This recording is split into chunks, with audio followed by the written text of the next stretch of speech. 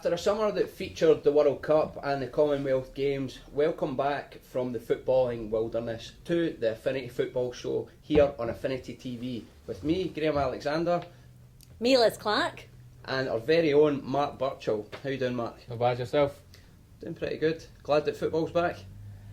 Yes, I am. Obviously, I never stopped over the World Cup. You know, I was watching the World Cup and we were at Livingston trying to sign players and get players ready for the new season, so it doesn't really stop for us, but just be delighted to be back playing and getting the games going. Absolutely. A wee bit lonely looking on that couch there, Burch. Oh my, I'm just waiting for my partner to come back. Sandy Clark's going to be joining us later. I wouldn't let him out of the house for this part, so he'll be joining us later. And we're also catching up with Rab Maclean from the Scottish Amateur. Tell us a bit about that, Graham. Yeah, well, as most of the viewers will know by now, we're doing a lot of coverage from the Energy-Wise West Lothian Sunday Amateur Leagues, and Rab Maclean is the secretary of the association, so he'll be joining us here on the couch to discuss a little bit more about the restructuring of the amateur leagues in the area and his involvement as well as a player and coach and so on. So. And the amateurs, of course, play such an important part in football in West Lothian. Yourself, actually, Butch, you've got a strong connection with the amateurs here. I have. Loads of my friends that I've grew up with, they're all playing amateur football now, and I go and watch a lot of the games on the Sunday afternoon. It's always good fun, and it's a good level. I think West Lothian, the amateur league in West Lothian, is really, really good. It's up there with the junior leagues as well, and it's good. So you need to keep an eye on it, because I'm sure there's some players in there that will eventually go pro at some time, and hopefully if I've got the highlights, you can look back in future years. Absolutely. Graham's in the process of collecting all that, aren't we? Yeah, Affinity Football, I'll have it first. But of course, amateurs, we cover all the football, as we've said, and I think the biggest talking point recently in the football since the season started, Mark, has been Celtic's situation in Europe. Oh, it's been an absolute shambles, isn't it? Let's be honest, it's been a press man's dream. You know, it's a media dream of what's been going on. I think that Celtic, starting off, getting themselves through against Reykjavik and then going and playing against Legia Warsaw and having an absolute nightmare, getting totally and utterly outclassed, let's be honest, and then getting a second bite of the cherry, as they say, getting themselves back in. It's definitely been exciting, from the outset. There's been loads going on, but I'm just delighted that for Scottish football that Celtic are back in, they've got another chance. What do you think about the whole Celtic situation, doing a bit of the hokey-cokey there, in and out, not really sure what's going on? Do you think they deserve to be back in? Or? I think they definitely deserve to be back in. I think rules are rules at the end of the day, and I'm amazed that at that level Legia Warsaw made that mistake. I cannot believe it. Even at amateur junior level, is something that is so big. Even at getting yourself in, through a next round in a cup. Never mind losing £12 million possibly if you're getting in the Champions League. It's incredible. I think that you've seen the conspiracy theories that they actually knew what they were doing and they tried to cheat UEFA, as they say. So I'm just happy for Scottish football that they're back in, but incredible if you ask me at that level. Absolutely. Henning Berg must be doing his nut. He's played at the top level. He's been involved in all of this for years, and I can't believe he let it happen. The whole situation. You're just saying you're hokey-cokey and in and out, but they tried to shake it all about a wee bit, didn't they? With the letters, and they tried to plead to Celtic's history and the better nature. That was embarrassing, if I'm honest, for Legia Warsaw. I think that they showed they had real class in their team. But then the way they went about it after that, I'm sure Henning Berg was really embarrassed about the whole thing after it, and he was probably just saying, "Look, we've made a mistake. Let us be out and just get on with it." But the owner and the chief exec, they came out and made the letters and trying for a one-off playoff. It was never ever going to happen. Celtic knew if they played them they would get beat, so there was no way they were going to do it. They just stuck to the rules and. Fortunately, they're through again. They're going to be playing against. But that was the crazy bit. The guy that was the ineligible player, I think, he had no impact or anything on any of the game, or that. I think from their point of view, must be the most maddening bit of it. That's right. I think he's actually in their first 11 normally, and they put him on for the last 4 minutes. That's what makes you think that they knew what they were doing, just to try and get that game out of the way. Honestly, I cannot believe they made that mistake, and for a professional club, whoever's involved in their administration, whoever's in charge of that decision, it's incredible. Can you imagine if it was Celtic? No. Can you imagine if it was Celtic it happened? It would be uproar in Scottish football if exactly the same had happened. So, absolutely. So you don't think, I don't know what you're thinking, but if there was anything, that Celtic should have wavered and thought, we were roundly beaten, and should we take our medicine and sort of give them the chance, give Legia the chance? No way. You couldn't. Purely financially. Definitely financially, and they made the mistake, and I think that you'd have been off your head to go back in there against them because they were a better team. Simple as that. I think that I've said a few times, to my friends and whatever, whoever Celtic sent to watch Legia Warsaw got it completely wrong because they were a much better team than Celtic. So for Celtic to be through, and now in my eyes got a weaker team in Maribor in the next round, they've won the absolute lottery. So they've got a second chance against a weakened team. Ronnie Dyler's had 2 or 3 more weeks working with these teams, so I think it's going to work out great, and I think Celtic are going to get through. Yeah, definitely. I think Celtic weren't going to turn around and say, hold their hands up that they were the worst side, you know what I mean? It's just one of those things, and it's a cutthroat business now, so obviously and money talks. Peter Law, you know what he's like. He's a businessman. You even look at how little he spent before the Champions League because he was trying to get through in the bare minimum. So that if there was any sniffy I'm getting through without spending any money, he was going to try and do it. And I think they've brought in 3 loan signings.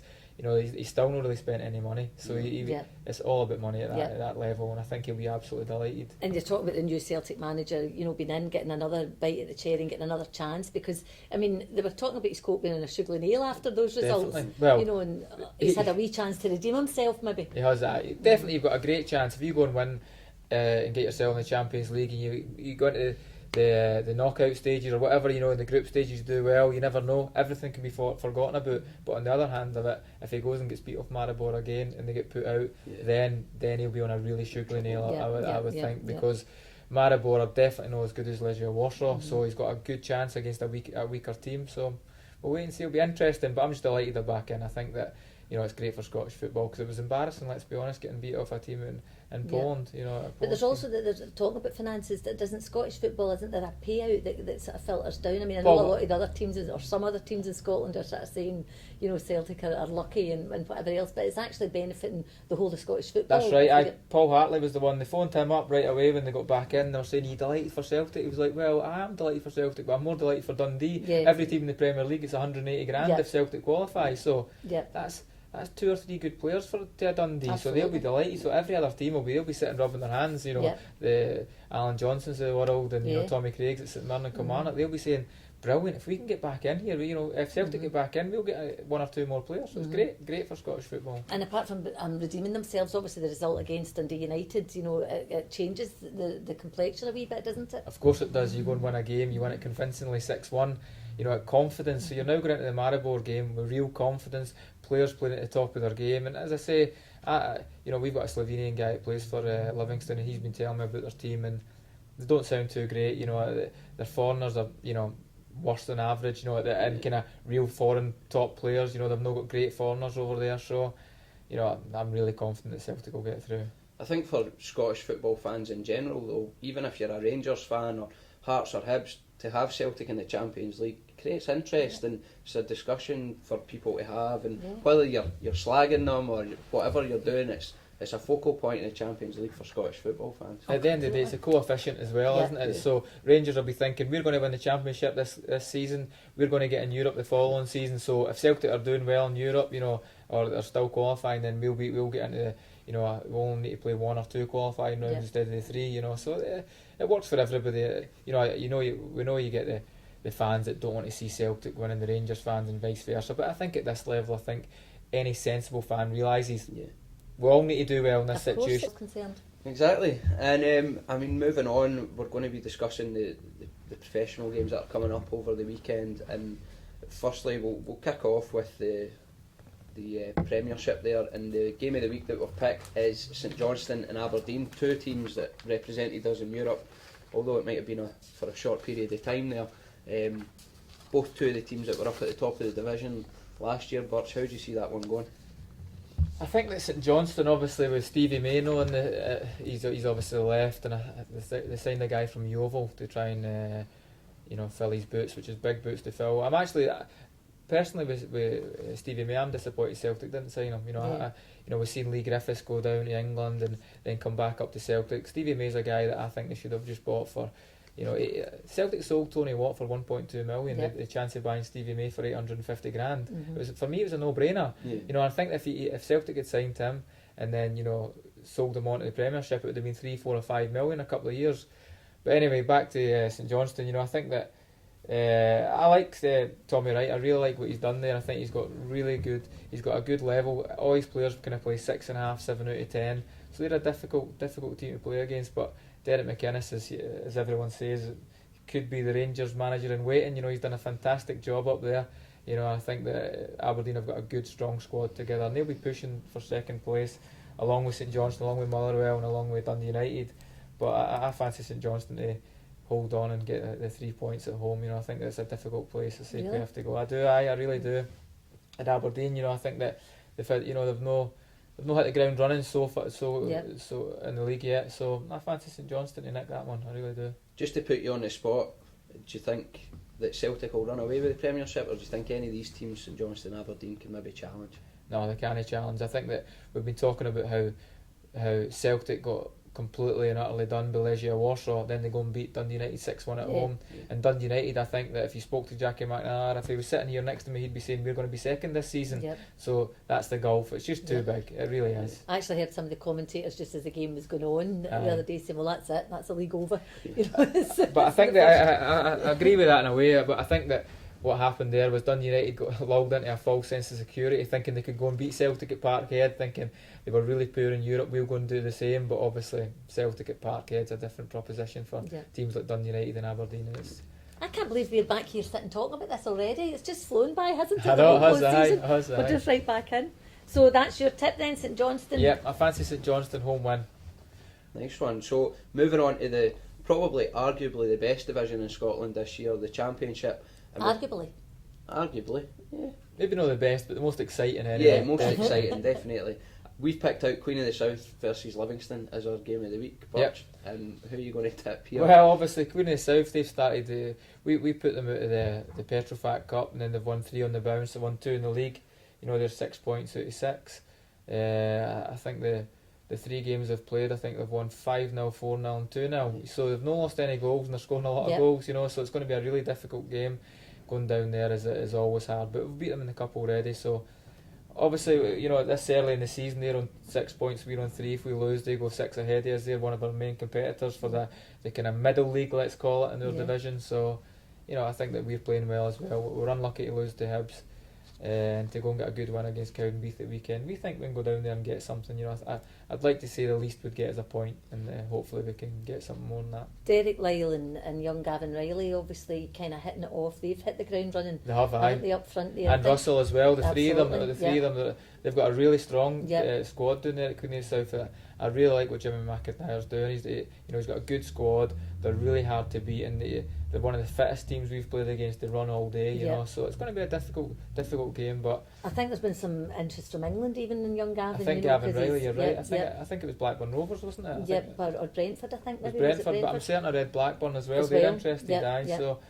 Because he's one of those young lads, Gavin, that had, he was at Rangers as a young boy, and then, had rejected there sort of thing, and having to build his way back up again. And he looks like a real goal scorer, if he's given the chance. No, he is. He's a good player. I've played against him last season as well a few times. And, that tends to happen quite a lot in Scotland. These guys that get released for the big two, let's say, possibly, the Hearts, Hibs as well. And they've got to go and find their level. Then once they find their level, try and bounce back up. Scougall was exactly the same with us. He got released by Hibs, came to Livingston, got himself in the first team, and then we sold him on for 250 grand. So that's what all these clubs are trying to do with kind of SPL players that get released. You try and bring them into your team, try and develop them on, try and sell them. That's the way it works in Scotland. Yeah.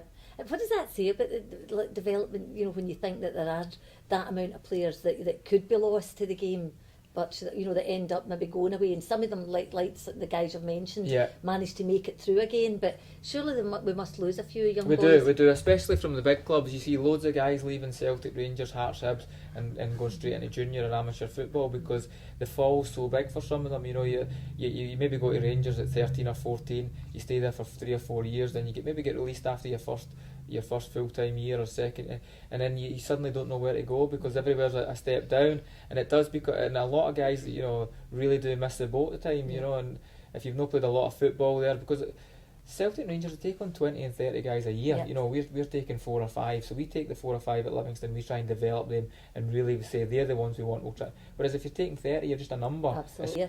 So you're obviously facing Queen of the South on Saturday. You're confident that. Well, as I say, we're going to go down there and hopefully, we'll set our stall out. I think that we've been playing pretty well. I went to Hibs at Easter Road and we played attacking football and tried to win the game. We lost the game by a free goal. Everyone's seen their goalkeeper scored from from his own box.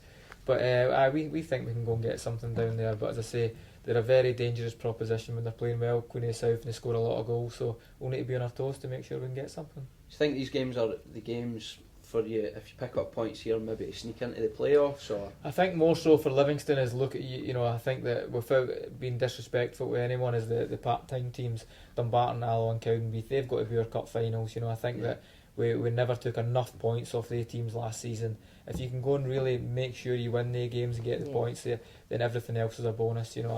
I think that they're your bread and butter. They're our cup finals. We need to get above them as quick as we can. And so you need to make sure you're in the league next season. That's the first thing. Then see where you go from there. So moving on now, one of your old clubs is our game of the week in League One, Dunfermline Airdrieonians. Who do you think will? Well, looking at the league table, I cannot believe where the two of them are after 2 games.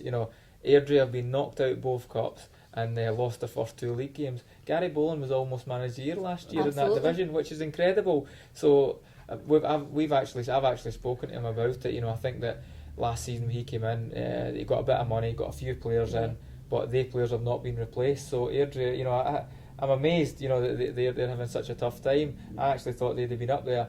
And I've watched Dunfermline 3 or 4 times as well, because obviously they're pretty close, and I keep a good eye on them. I watched them play against Wraith Rovers in the Petrofac, and completely and utterly outclassed them. Yep. Best team on the pitch by a mile. Wraith didn't know whether they were coming or going. Dunfermline's tactics were brilliant, their set pieces, and I was thinking they're going to win that league by 20 points, and they've got 1 point out of 2 games, which is incredible. Typical Scottish football, isn't it? You just couldn't write it. Exactly. That, I think that's why we've picked it as the game of the week, because there were 2 of the teams that we thought would maybe be challenging the playoffs up that end of the table, and obviously a bad start for them. But straight away, it's only 2-3 weeks into the season. That's almost a must-win game for both of them. That's right. On. You don't want to go. You don't want to go 8 or 9 points behind the top of the division after 3 games. Even at this stage, that's right. Mm-hmm. That's right, because it just becomes a snowball effect. You mentally start thinking, oh no, we're 9 points behind. We need to try, and then maybe start to make decisions that you wouldn't normally make, because you're so desperate to try and win the game. Or at that point, tactically, and players maybe we're 9 points behind this team. We've got to win. If we lose today, but it's going to be 12. And you maybe that's right. Or you maybe your nose cool and going through on the goalie. You maybe snatch at something. It really is. The whole picture. Definitely does. But I think Dunfermline at home, going by Airdrie, no won a game yet. As I say, I've seen Dunfermline against Wraith at home and they were fantastic. I really do like the way they're playing there. Jim Jeffries and Neil McCann, they've got them playing some great football, some really good young guys. They've got Michael Moffat up front, who's a proven goal scorer at that level. So I can't see past Dunfermline, if I'm honest. I really can't. I saw the first game, the Albion Rovers in the cup game. All right. And you're thinking, because of last season and the way they finished it, the Albion Rovers weren't going to have much of a chance. Aye. And just what you're saying, that it didn't look any better than the Rovers, and the Albion Rovers ended up winning. Well, we watched the game as well. We had it watched and we videoed it, and we were exactly the same. You wouldn't have known who was the bigger team, who was in the higher division. Albion Rovers, I thought, matched them, if not outclassed them on the day. And obviously to go through in penalties was brilliant for Albion Rovers. Neil Lanarkshire derby. It was, that's right, it was a derby. But no, as I say, Dunfermline, they're a good team, and I'm amazed they've only got 1 point after 2 games, but I fancy them to beat Airdrie, definitely. Well, League 2 was a bit more of a difficult proposition for us. We couldn't really pick out a game of the week there, just because most teams' first couple of weeks have been taking points off each other. It's hard to decide who's going to be up the top end of the table, and it's difficult to pick a game out there. I think the game you probably need to look at is Elgin Clyde. How are Clyde going to bounce back after the 8-1 demolition at Rangers last night? I think that is obviously... how does any player... Believe it or not, I played for Dunfermline against Celtic and got beat 8-1 at my home ground, but it was at Dunfermline, it was one of the most freak results ever. Celtic had 9 shots on goal and we had 12, and they scored 8 goals and we scored 1. That just shows the difference in level. And that trail up to Elgin, that's the only thing, isn't it? It is. Furthest away point, isn't it? Aye. So there'll be an early leave for the guys. They'll not be going up and staying up on the Friday night or anything. So it'll be an early leave. You'll be eating a pre-match on the bus probably. So it's a difficult one for Clyde. So we'll wait and see. Hard one there. Well, thanks very much for that, Birch. What we're going to do now is just take a little break, and we'll be back afterwards with Sandy Clark and Rab Maclean from West Lothian Amateur Football Association, and we'll be seeing you next week, Birch. Yeah, I'll be here. See you next week, Bert.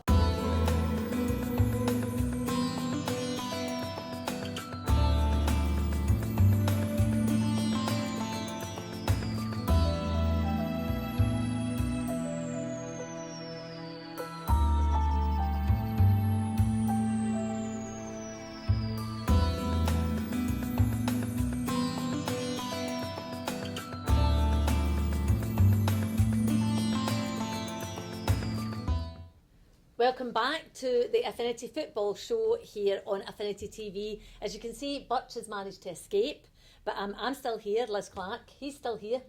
Graham Alexander. And of course, Sandy Clark allowed him to leave the house, and he's managed to get on the couch and joined us. Also joined by Rab Maclean, Bones to his friends, which he's going to explain why. Thanks very much for joining us, Rab.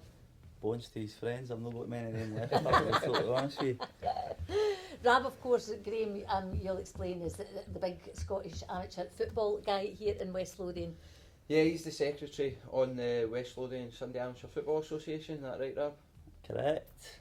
So you're the man that deals with all the local amateur teams, and obviously there's been a lot of changes over the summer. I mean, summertime's meant to be a quiet time for amateur football, but you seem to have been non-stop. It's the summer's when it all happens for myself, and let's have it right here for the committee. There's a strong committee behind us. All footballing men, each one of them, to a man, they all run their own football clubs. So it's really good to have these guys on board, because any decision that gets made, it's not just myself that's making it.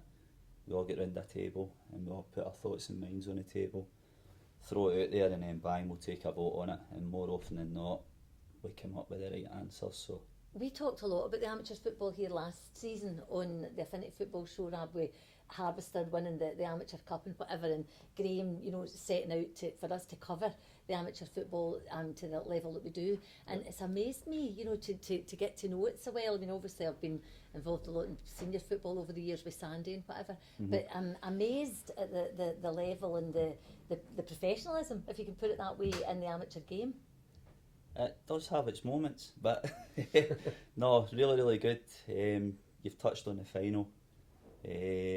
Luckily enough, I've been involved in 3 finals in the last 4 years now. Played in one myself, watched the Harvester, unfortunately got beat, but then they came back again following year, done the damage, lifted the trophy. So that tells you, since 2011 we've been in the final twice, and then back with the Tower at the time. We've had 2 wins in 4 years, so it just shows you there's a lot of strength out in Glasgow, Edinburgh, up sort of Dundee area, but no, the region's holding its own, so really good, and the support is absolutely frightening. I know, Rab, in this area is, because we covered it last year, the interest and the participation is incredible. But I'm interested in the summer, in senior football there's been a lot of changes over a lot of years with reconstruction, that type of thing. I think you said a bit, I know the season started, you played 2 or 3 games, but you said quite a big restructure in the summer, is that right? It was pretty frightening, and it was probably one of the toughest decisions that we've had to take and make. Explain it then. I don't really know too much about it. What basically happened was 3 years ago, when we went to merge the leagues, the West Lothian, as it stands now, was sitting with only 8 clubs.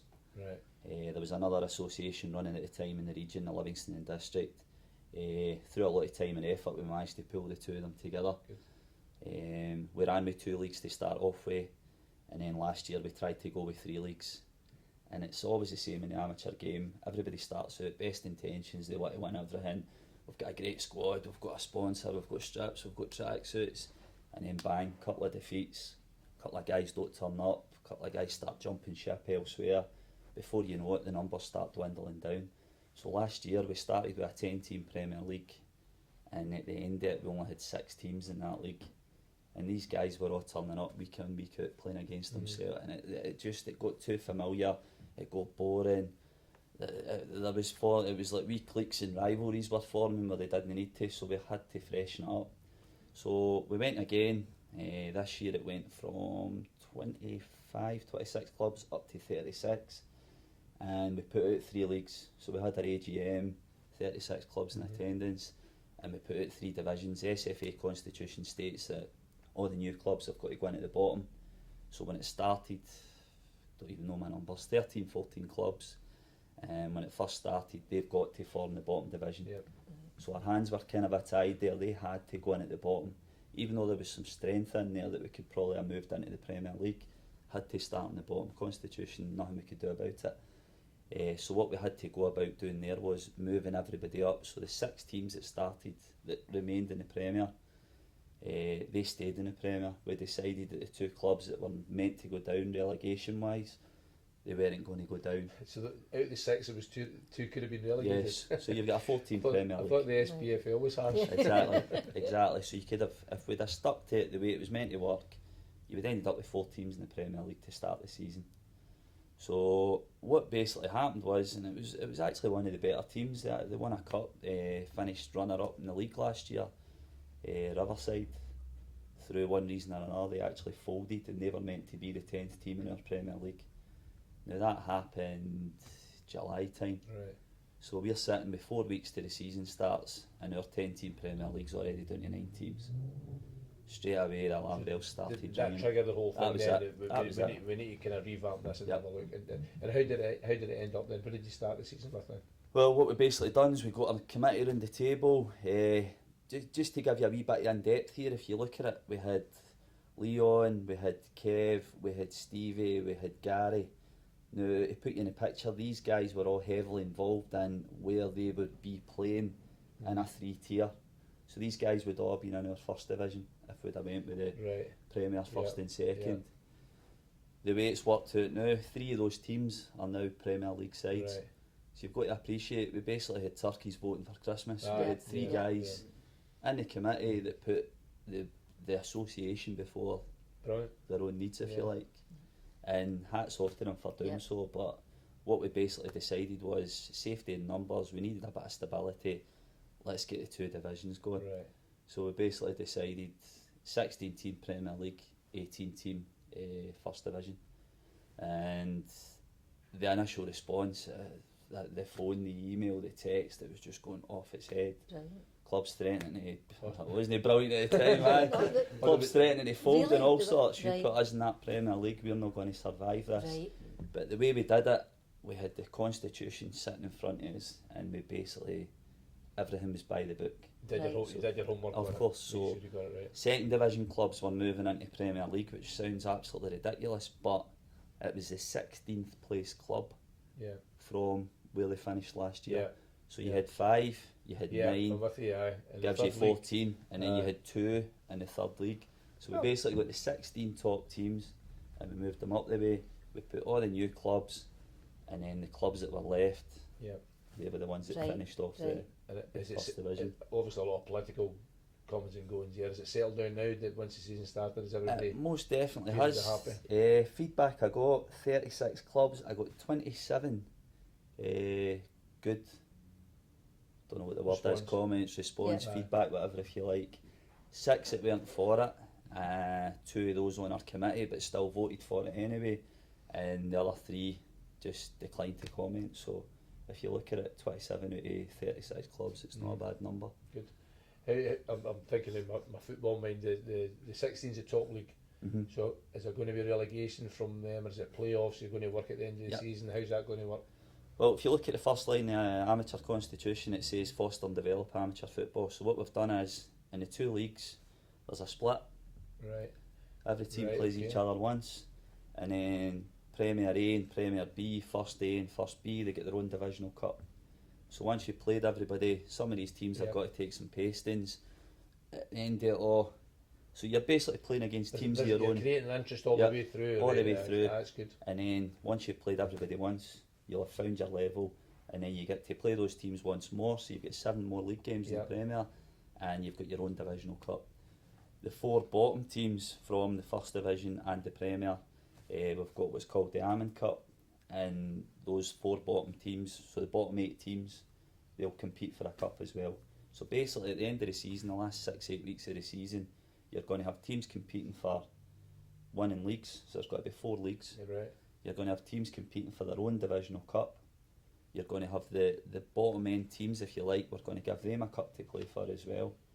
And you've obviously got the big cups that we're all competing for now. The Energy Wise being the main cup. It's like your Champions League format. Top team goes through to the quarterfinals of that. We're playing that just now. And you've got like your Europa League type second tier team. Second place team goes through to the McNeil Cup. The McNeil Cup. So when it all comes to it, we do the cup ties just now, and then we put it all to bed. We finish off our league fixtures, and then when it comes to February, March, we're looking at almost every single team in the association. Brilliant. I think it having sounds... something to play for. I'm saying brilliant because I think that the whole reconstruction and the whole ways have gone about it and organised it. You know, you think of all the arguments that have gone on in the professional game over the years about reconstruction. It would never happen. The professional game is simple as that, because there's a lot of the guys, a lot of the clubs have had a bit of come and go, common sense. Not looking after themselves. Instead of looking after them. And obviously the professional game is a wee bit more money involved in it. In the amateur game, there's not quite as much.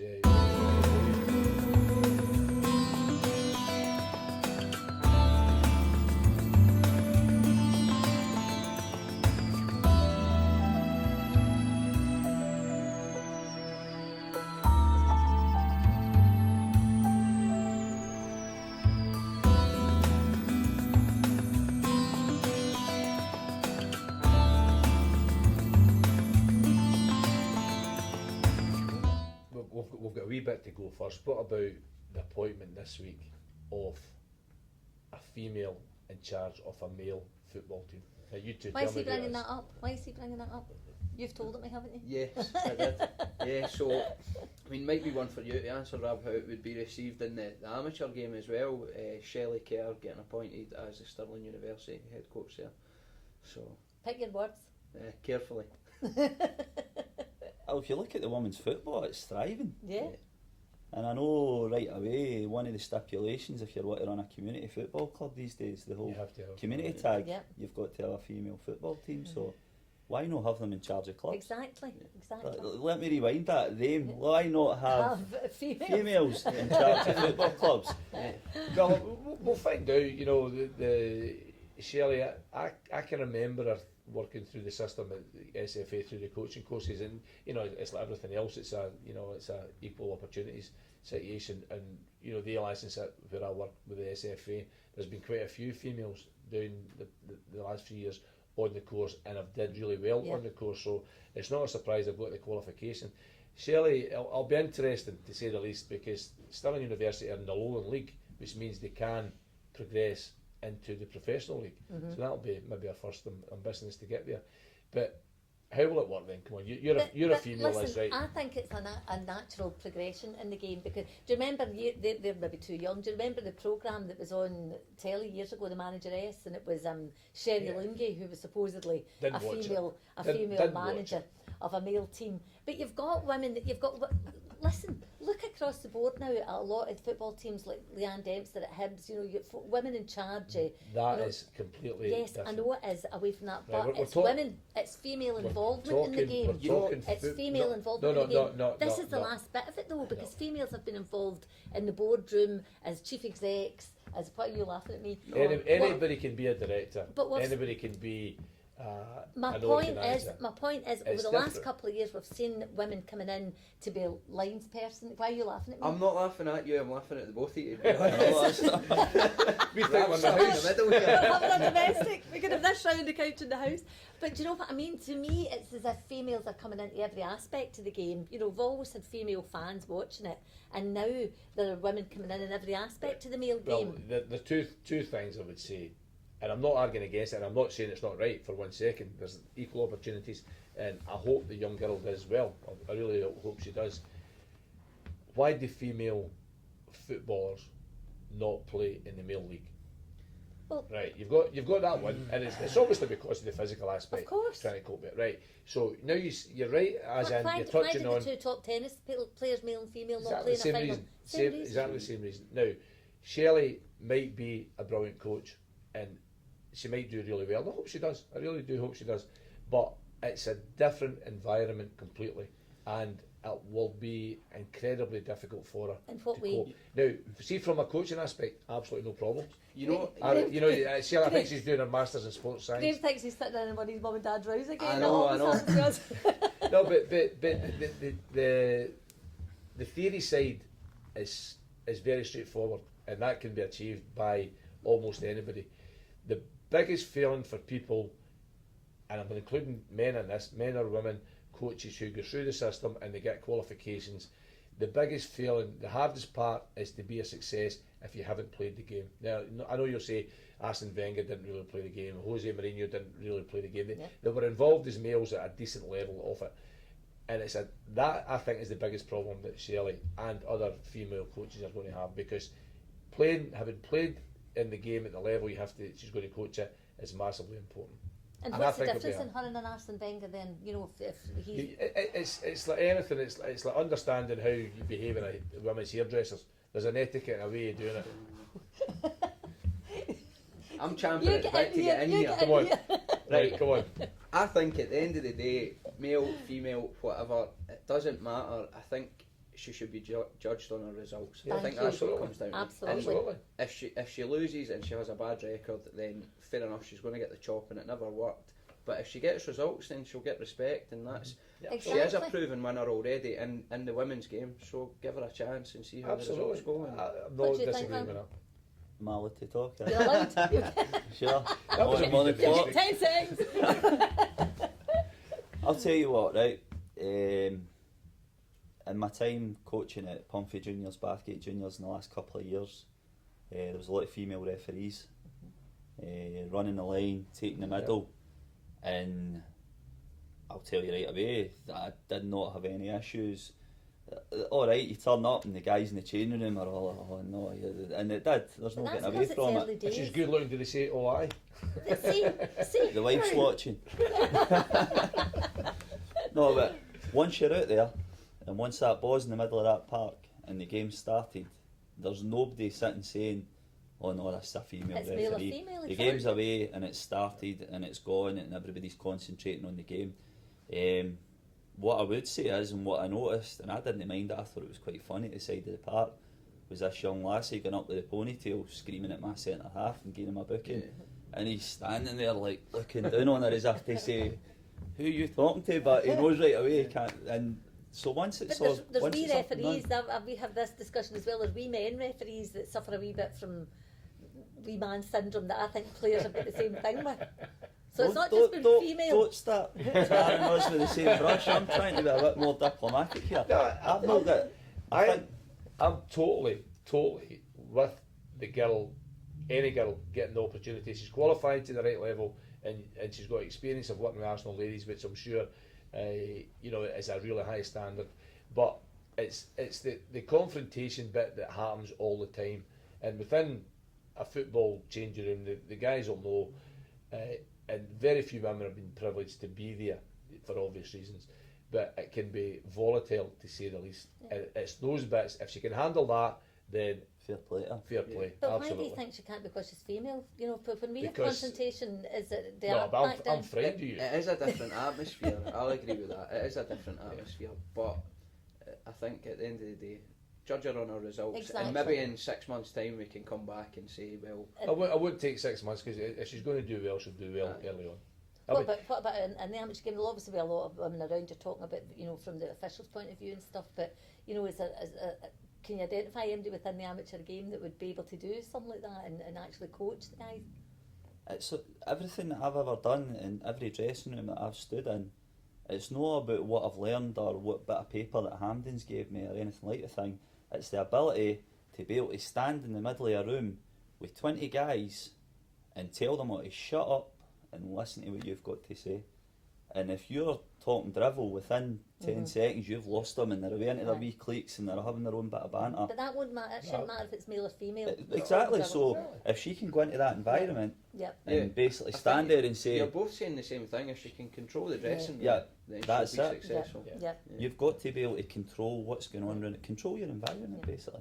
there's lots Are of you female controlling coaches. this, Graham? Do you want to call I'm trying time my on best this? to control the environment. I'm trying my best. There's lots of female coaches, and most of them qualifying do really well. Really, there's no favouritism at all towards them as they go through the coaching process. No. But then nearly everybody is going on to coaching ladies football, which you can understand. But Shelley, honestly, I've seen a picture of her. I'm pretty certain I spent a bit of time working with her at Largs, and if she's through that system, she's deserved to get through it. But it's this mindset with the female thing, because you and Nikki are guilty of this in the house with me, because I've watched as much football, not as much football as you, but I've watched football a lot through both yourself and then through Nikki's career. And I'll make a comment which I think is a very good comment on the coach's side. And the two of you look at me as if I've grown horns because I've actually said something. I don't have to say any more. Yeah. You've just summed it up. But what I'm saying is right. That's my point. Okay. I've picked the wrong seat, like. No, you picked the right seat. You can't get to me. No, but for Shelley and for Stirling Uni for having the guts and the bottle to appoint a female into male Brilliant. football. Looking forward to her Great. doing And well. really hope she does well. Everybody will be watching, which adds a wee bit of pressure as well. Right, take control, Graham. Well, we'll call time on that for this week. Thanks very much to Rab Maclean and to Sandy as usual, and also to Liz. We'll see you next week on the Affinity Football Show, and good luck with your games at the weekend.